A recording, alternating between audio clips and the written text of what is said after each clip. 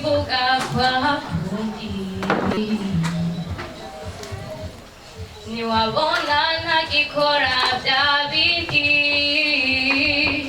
umenye ko ntakiriho ko atari ikiganza ko Yesu yafashe miri yangira uwiwe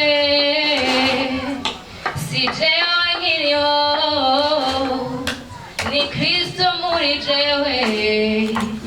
nabambanye nawe ubundi musha ni Kristo muri jewe si jewe nkiriho ni Kristo muri jewe nabambanye nawe ubundi musha ni Kristo muri jewe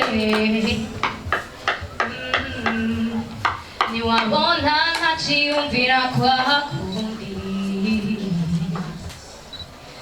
niwabona ntakigenera ahandi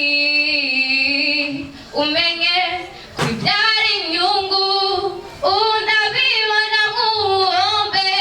kuko ikibirengeye nicyo kumenya Kristo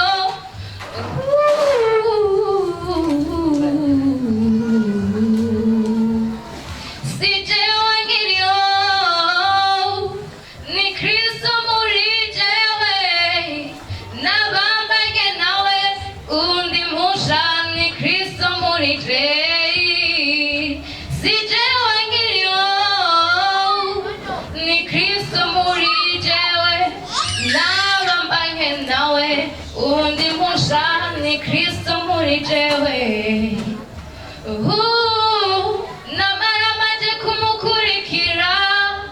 singisubira inyuma naronse byose muri we sinzomuvako iminsi maze ngendana nawe wambereye inkuru y'urukundo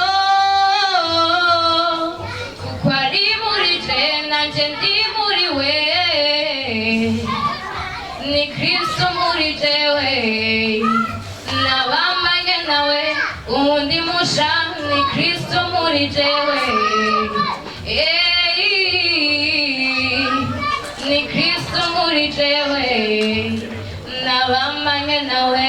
ubundi musha